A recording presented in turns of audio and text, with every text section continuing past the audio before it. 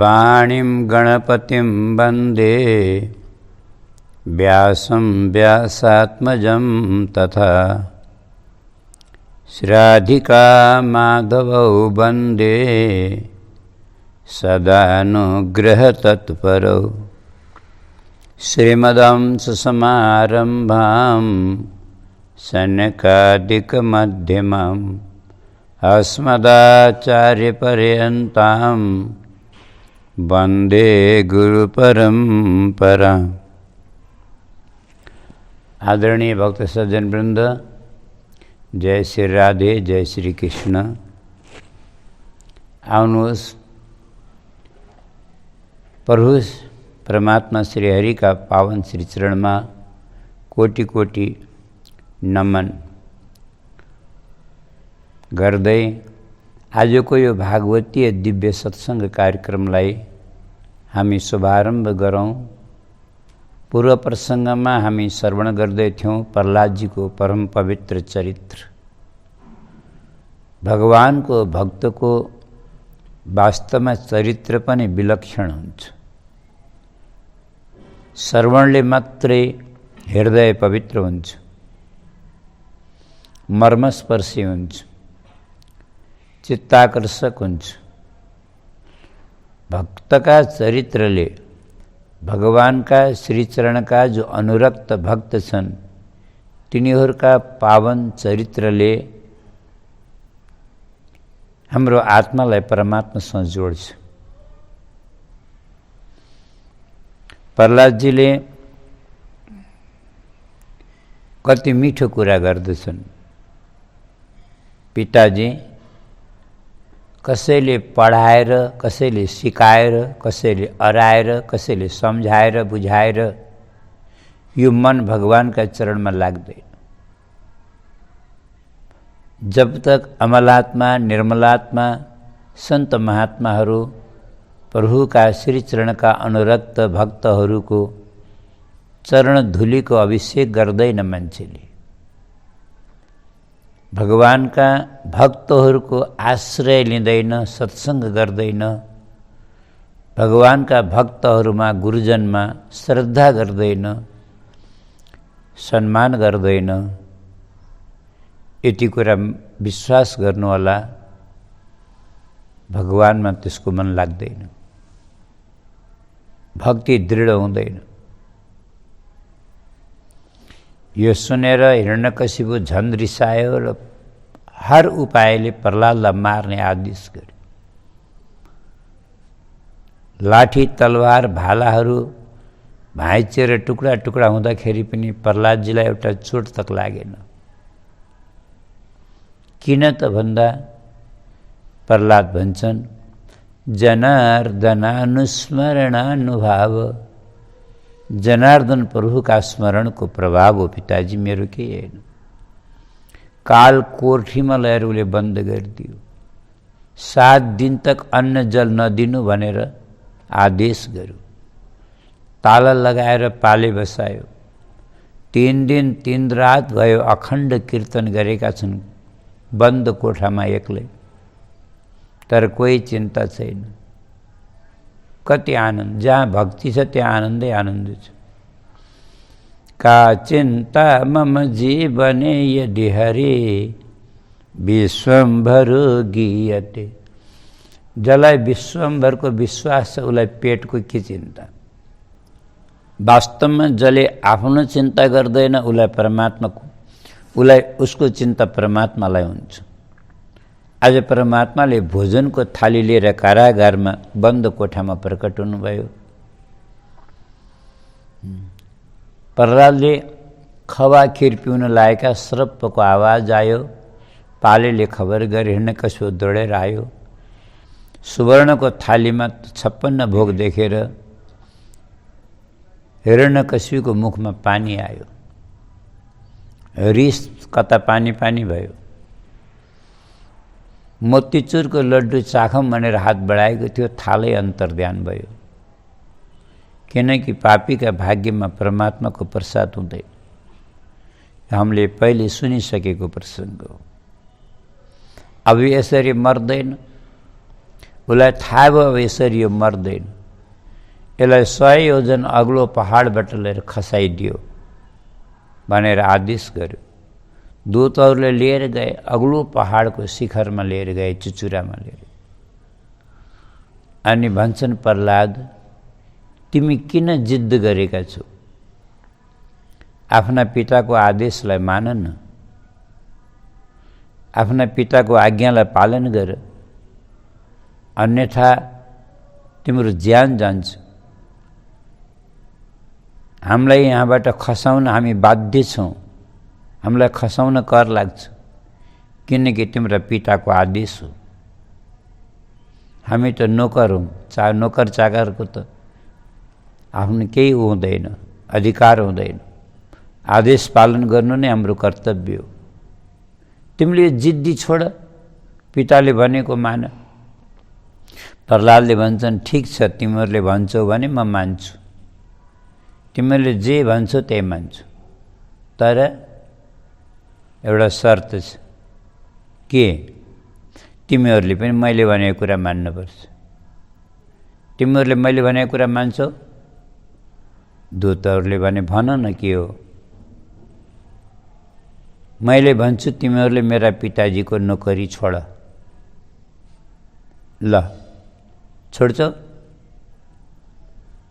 बिचारा दूतहरूले भने, प्रह्लादजी, तिमीले त हामीलाई धर्म सङ्कटमा हाल्यौ। अब तिम्रा पिताजीको नोकरी छोड्यौँ भने हामीले भोलिबाट के खाने? हामी त भोकै मर्छौँ।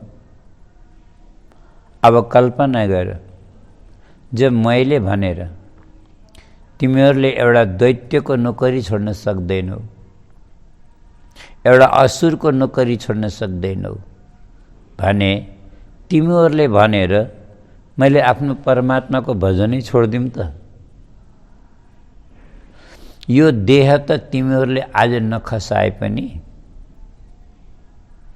एक दिन आफै खस्छ। यो देह त एक दिन आफै जान्छ, किनकि यो देह सधैँ रहनेवाला होइन। देह त नष्ट हुनेवाला हो। तिमीहरूले कब तक मेरो देहलाई बचाउला भन त? मेरो प्रारब्ध सकिँदाका दिन, मेरो आयु सकिँदाका दिन मेरो यो देह त त्यसै नष्ट हुन्छ। मलाई देहको चिन्ता छैन, मलाई यदि चिन्ता छ भने आत्माको चिन्ता छ। देहको पतन भयो कोही बात नहीं, परंतु आत्माको पतन नहोस्। दूतहरूले खसाए माथिबाट गए। अन्नदाता सरकार, हामीले हजुरको आदेश अनुसारले 100 योजन अग्लो पहाडमा लिएर हामीले प्रह्लादलाई खसाएर आयौँ। अब प्रह्लादका हाडछाला पनि हजुरले फेला पार्न सक्नुहुन्न खोजेर। त्यसो भए म तिमीहरूलाई 4-4वटा गाउँ इनाममा दिन्छु।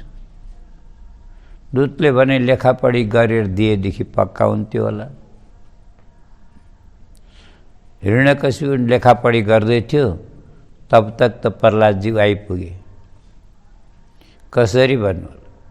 किनकि जब दूतले माथिबाट प्रह्लादलाई खसाए त धरती माताले सोचिन्, म त भगवान की पत्नी हूँ, भूदेवी, पृथ्वी माता।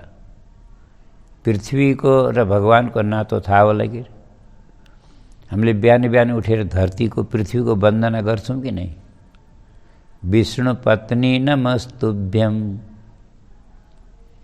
पादस्पर्श क्षमस्व मे। तो पृथ्वी तो भगवान की पत्नी हो। यदि आज मेरो काखमा, मेरो गोदीमा प्रह्लादको मृत्यु भयो भने मैले भगवानलाई के जवाब दिउँला? भगवानले मलाई के भन्नु होला? त्यही भएर पृथ्वी माताले खटाउन सकिनन्। माथिबाट प्रह्लाद खस्दै थिए, तलबाट धरती माता प्रकट भएर भुजा पसारेर प्रह्लादलाई आफ्नो आँचलमा आफ्नो गोदीमा लिइन् र आरामले भैमा राखिन्। प्रह्लाद पुगे, पिताजी प्रणाम। हिरण्यकशिपु त झसङ्ग भयो, तिमीहरूले त हाडशाला पनि भेटिन्न भन्थ्यौ त, यो त पुरा सिङ्गै आ। नोकर चाकरले भने, सरकार हामी बुझ्नै सक्दैनौँ सत्य के हो, हामी झुट बोलेका छैनौँ। 100 ओजन अग्लो पहाडबाट खसाएर आएका हौ, कसरी बाँचे थाहा छैन। यिनले कोही जादु टोना जाने जस्तै छ। अब त हिरण्यकशिपुले गर्न समन गर्यो, दुधमा विष मिलाएर पनि खान दियो, हात्तीले कुचाइदियो, समुद्रमा डुबाइदियो। केही गर्दा पनि जे उपाय गर्दा पनि प्रह्लादजीको बाल बाँका गर्न सकेन। अब त हिरण्यकशिपुलाई उल्टे शङ्का हुन लाग्यो, कतै यो मेरो कालै बनेर आएको त होइन। यति उपाय गर्दाखेरि पनि जो मर्दैन भने त्यो अवश्य त्यो मेरो कालै भएर आएको हुनसक्छ। हिरण्यकशिपुकी एउटी बहिनी छ जसको नाम हो होलिका, र कतै कतै यसको नाम ढुँडा पनि आउँछ, ढुँडा पनि भन्छन्। यसले ब्रह्माजीको तपस्या गरी एउटा वरदान पाएकी छ, आगामा नजल्ने, आगामा नजल्ने यस्तो वरदान पाएकी छ। त यसले आएर भनी हिरण्यकशिपुलाई, दाजु हजुरले किन चिन्ता गर्नुहुन्छ, एउटा चिता बनाउनुहोस् ठुलो विशाल, त्यसमाथि म प्रह्लादलाई लिएर बस्छु, तपाईँले तलबाट आगो लगाउनुहोस्। किन भन्दा म त ब्रह्माजीका वरदानले सुरक्षित छु, आगामा जल्दिनँ भन्छ नि कि नै। कोही वाटर प्रुफ हुन्छन्, कोही हुन्छ यो फायर प्रुफ भएछ, आगाबाट नजल्ने, सुरक्षित छु भन्छ। ब्रह्माजीले एउटा सल दिनुभएको छ, यसलाई सल ओढेर बसी भने आगामा चिता पनि जल्दिन, प्रह्लाद खरानी हुन्छ अनि हजुरको काम बन्छ। हिरण्यकशिपुले भन्छ, बहिनी यदि यो काम तिमीले गर्यौ भने म तिमीलाई आधा राज्य इनाममा दिउँला, किनकि म त थाकिसकेको छु, दिक्क परेको छु, यो केही गरेर पनि मर्दैन। यो कुन्नी कति लामो आयु लिएर आएको रहेछ। अब यसले चिता तयार पार्यो। हिरण्यकशिपुले विशाल चिता, सैकडौँ कुन्टल दाउराको, चितामा चढ्ने एउटा सिडी बनायो। अरे यो होलिकाले प्रह्लादजीलाई लिएर चितामाथि गएर बसी, काखा हालेर पाल्टी मारेर प्रह्लादजीलाई काखा हालेर बसी, आफूले त्यो सल ओढी प्रह्लादजीलाई बाहिर राखी, अनि तलबाट दूतहरूले आगो लगाइदिए। अब धुधु धुधु धुधु धुधु गरेर चिता जल्न लाग्यो,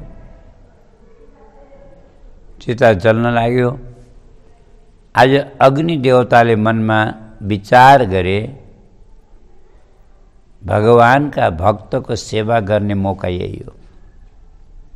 और अग्नि देवता प्रह्लादको लागि त्यसै पनि चन्दन जस्तै शीतल भए, हुतासन चन्दन पङ्क शीतल। फेरि त्यसमाथि पवन देवताले पनि एउटा सेवा गरे। पवन देवता यस्तो हावाको एउटा झोंका आयो, यो होलिकाले चालै पाएन। यसका शरीरको सल हावाले उडाएर प्रह्लादजी माथि घोप्ट्याइदियो। अब यो होलिका जल्नलाई त्यहीँबाट चिच्याए, ब्रह्माजी ब्रह्माजी ब्रह्माजी तपाईँको वरदान झुट्टा भयो, म जल्न लाएँ। ब्रह्माजीले पनि म आकाशबाटै भन्नुभयो, जल्न लाए यस्तो आरामले जल्न किन चिच्याइछस् त, घाँटी सुकाइ सुकाइ। मैले तँलाई वरदान दिएको थिएँ तेरो सुरक्षाको लागि।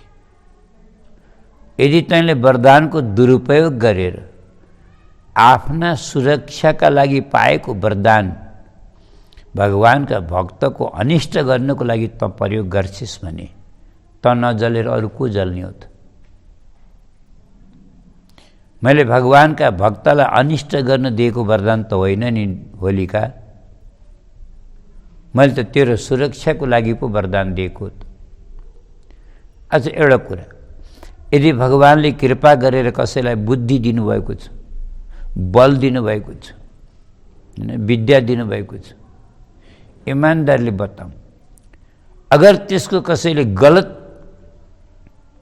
प्रयोग गर्छ भने, दुरुपयोग गर्छ भने अब त्यसको दण्ड त्यसले भोग्नु उचित हो कि होइन? भोग्नै पर्छ। बिचारी चिच्याउँदा चिच्याउँदै खरानी भई प्रातःकाल हिरण्यकशिपुले सोच्यो आज त प्रह्लाद पक्कै मर्यो होला, अब बहिनीलाई भेट्छु, आधा राज्य इनाममा पनि दिनेछु भनेर टाढेबाट चिच्याउँदै गयो, बहिनी ढुँडा भन्दै। होलिका बहिनी होलिका कहाँ छौ तिमी? होलिका सोलिका त जड लिएर खरानी भइसकेर कहाँबाट आवाज आउनेहरू।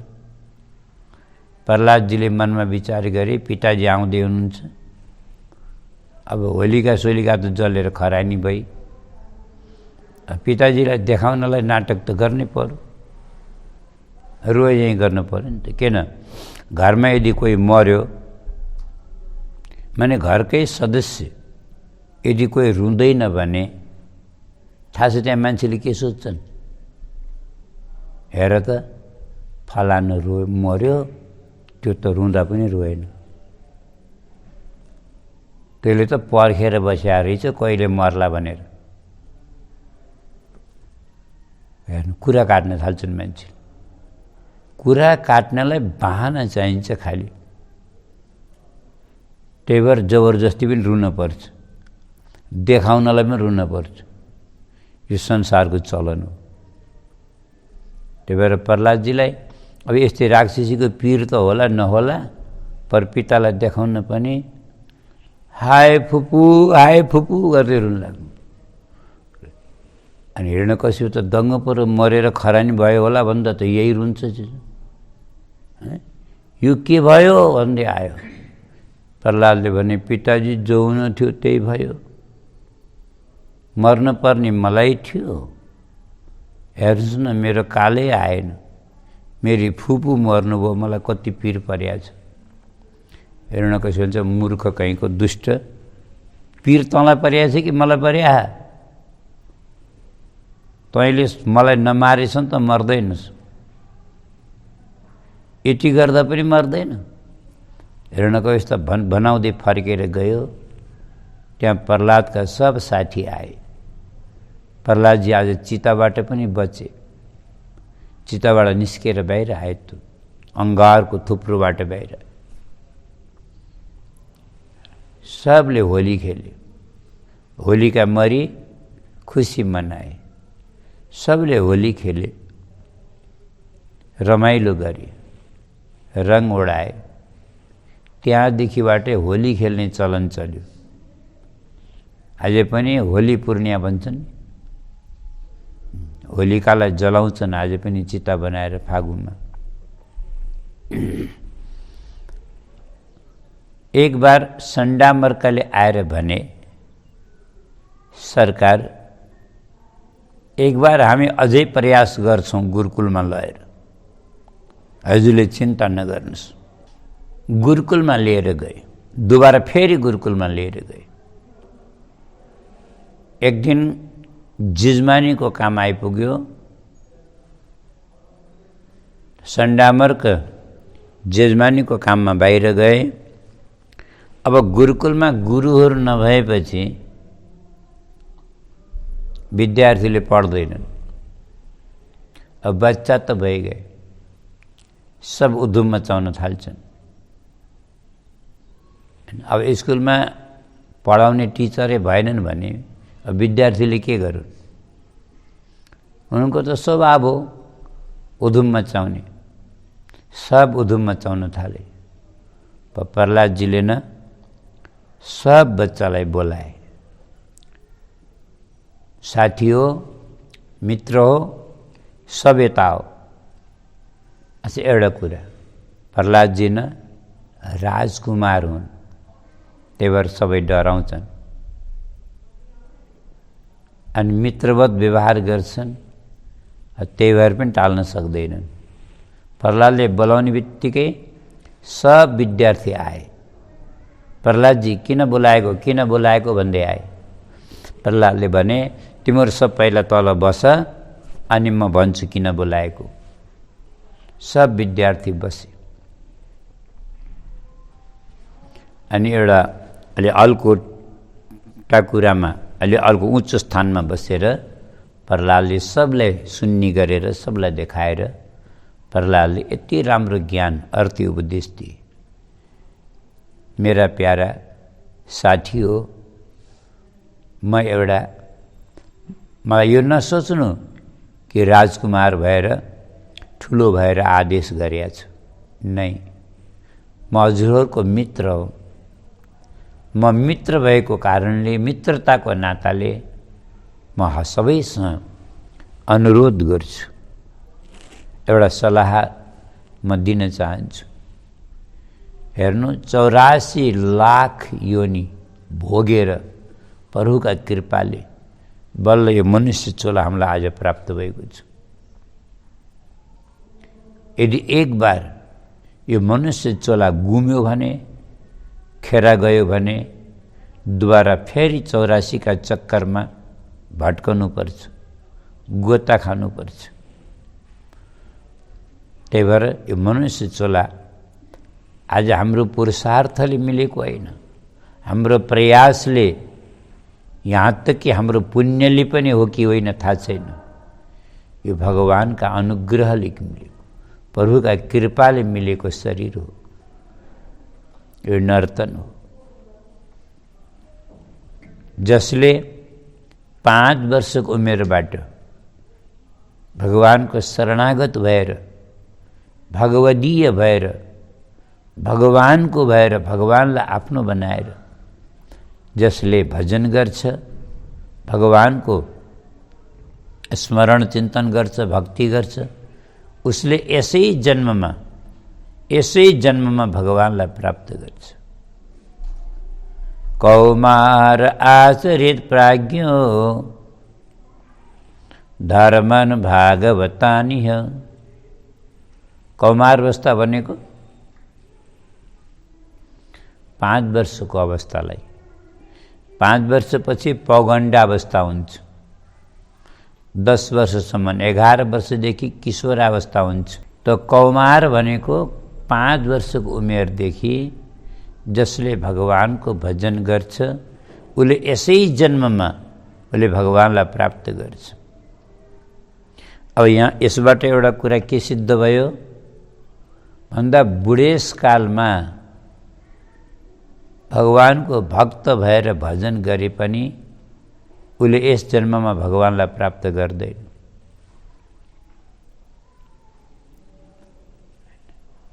अब यहाँ एउटा शङ्का हुन्छ, त्यसो भए त बुढेसकालमा भजन गर्नु बेकार हो। ध्यान दिनु, भगवानको भजन कहिल्यै बेकार हुँदैन, चाहे बुढेसकालमा गर्नु चाहे बाल्यकालमा गर्नु, बेकार त हुँदैन। त्यसो के फाइदा हुन्छ त भन्ने भनौँला। सुन्नु, यो यहाँ भागवतमा लेखेको पनि हो, सन्त महात्माहरूको अनुभव पनि हो। हाम्रो डोङ्ग्रेजी महाराज पनि कथामा प्राय भन्ने गर्नुहुन्थ्यो, जसले बचपनबाट भजन गर्छ उसले भगवानलाई यसै जन्ममा पाउँछ। अरू जसले बुढेसकालमा भजन गर्छ त्यसले यस जन्ममा त भगवानलाई प्राप्त गर्दैन, परन्तु अर्को जन्ममा त्यो जन्मैदेखि भगवानको भक्त हुन्छ। अब यहाँ यो कुरा हामीले विचार गरौँ हो कि होइन। त्यही भएर देख्नुभयो होला कसै कसैका बच्चाहरू जन्मैदेखि भगवानतिर झुकेका हुन्छन्, भगवानको निष्ठावान भक्त हुन्छन्। उनलाई कसैले सिकाउन अराउनु पर्दैन। मातापिताले त गुरुहरूले त खालि मलजल दिने मात्रै हो। हेर्नु, कसैलाई पनि हामीले भक्त बनाएर बनाउन सक्दैनौँ। भक्त त जन्मैदेखि बनेको हुन्छ, हामीले त त्यसलाई बढाउने हो, खालि सम्वर्धन गर्ने हो। भक्त बनाउन कसैले सक्दैन। यदि भक्त बनाउन सक्थे भने ऋषिमुनिहरूले बेनलाई भक्त बनाउने थिए। ऋषिमुनिहरूले सकेनन् नि बेनलाई भक्त बनाउनु। कसैले पनि सक्दैन कसैलाई पनि भक्त बनाउनु। भक्त त पूर्व जन्मको पुण्यले गर्दा मान्छे भक्त बन्छ। यदि बुढेसकालमा शरणागत भएको छ, भगवानको भजन गरेको छ भने यसमा निश्चित हो अर्को जन्ममा त्यो बचपनदेखि नै जन्मैदेखि नै भगवानको भक्त। यो प्रमाण पनि छ यस्तो भागवतमा, कैयौँ प्रमाण छन्। जस्तै नरसिंह मेहताको कथा हामीले भन्छौँ, मुचुकुन्द राजाले भगवानको दर्शन पाएर पनि त मुक्त भएनन् नि, तर कृपा भयो अर्को जन्ममा 5 वर्षबाट भगवानको शरणागत भक्त भए। अरू कसरी भक्ति गरे यो भक्तमाल हेर्नुपर्छ। यस्तो अनेकौँ उदाहरणहरू छन्। त्यही भएर कौमार आचरित प्राज्ञो धर्मन भागवतानि। यहाँ भागवत धर्मको आचरण गर्नु भन्नु भन्छ प्रहलादजीले। यो पनि विचार गरौँ हामीले। किन भन्दाखेरि धर्म त तामसिक पनि हुन्छ, धर्म त राजसिक पनि हुन्छ, धर्म सात्विक पनि हुन्छ।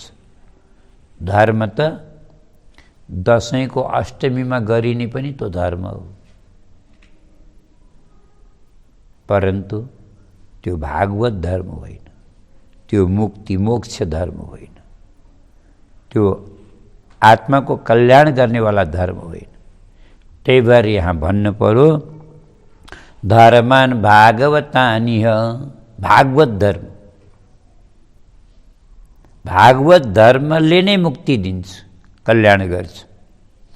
किनकि दुर्लभ मानुषम जन्म, मनुष्य चोला पाउन बहुत दुर्लभ छ।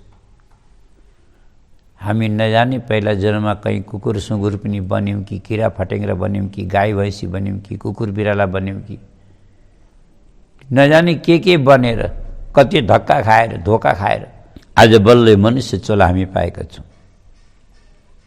त्यही भएर मनुष्य चोलाको सदुपयोग गर्नु सबभन्दा ठुलो बुद्धिमानी हो, उत्तम पक्ष हो। प्रहलाद दैत्य बालकहरूले भने प्रहलादजी एउटा कुरा बताऊ, यो बुढाबुढीका जस्ता कुरा गर्न तिमीले कहाँ सिकेर आयो? यो भजन फजन गर्ने धर्म गर्ने त बुढाबुढीले हो कि होइन र? हामी त केटाकेटी हो, यही उमेर त नि खाने पिउने मोज मस्ती गर्ने। अब यो उमेरमा नगरेको कहिले गर्ने हो त?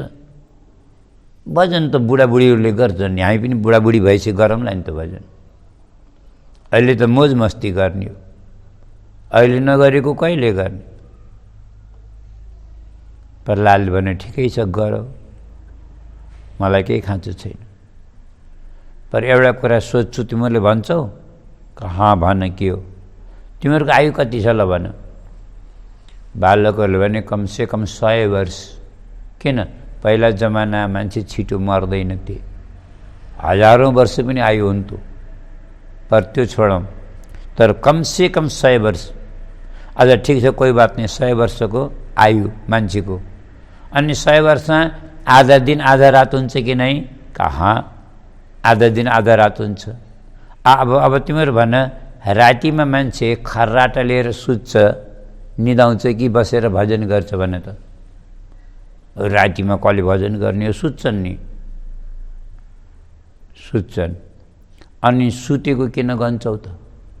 त्यो चाहिँ एक प्रकारले खेर गएको, सुतेर गयो। मान्छे 100 वर्षमा 50 वर्ष सुत्छ, किनकि आधा दिन आधा रात हुन्छ। रातिमा सुत्छन्, दिउँसो जाग्छन्। अच्छा, रातिको कुरा छोडौँ है। अझ कोही मान्छे दिउँसो पनि सुत्छन् कि नै?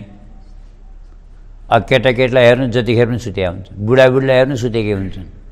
जवानलाई पनि हेर्नु, तपाईँ धेरैको बानी कस्तो हुन्छ, चाहे घरमा पाहुना केलाई नआएका हुन्, चाहे सम्धिजो केलाई नआएका हुन्, फेरि पनि लाजश्रम नभई भन्छन् के अरे, हजुर यसो बस्दै गर्नु होला है, त यसो खाएर ढाडो सोझाउने बानी छ मेरो त भन्छन्। अझ कोठातिर ढाडो सोझाउन गयो भने नजाने कति घन्टा सोझाइरहने, त्यो त मान्छे गन्दै गन्दैन। टोटल हिसाब गर्ने भने 100 वर्ष मान्छे 50 वर्षभन्दा ज्यादा सुतेर बिताइदिन्छ। दैत्य बालक भने प्रहलादजी बिल्कुल सत्य कुरा हो। अब कति बच्यो? अब त 50 वर्ष बच्यो। अच्छा, 50 वर्षमा 80बाट माथिको उमेर त मान्छेले गन्दै नगर्ने हुन्छ, त्यो बेकार उमेर हो। केलाई? अब त्यसपछि कसैले भजन हुन्छ? 80 वर्षभन्दा माथि के हुन्छ थाहा छ भनौँ? कहाँ भन प्रहलादजी, सुन।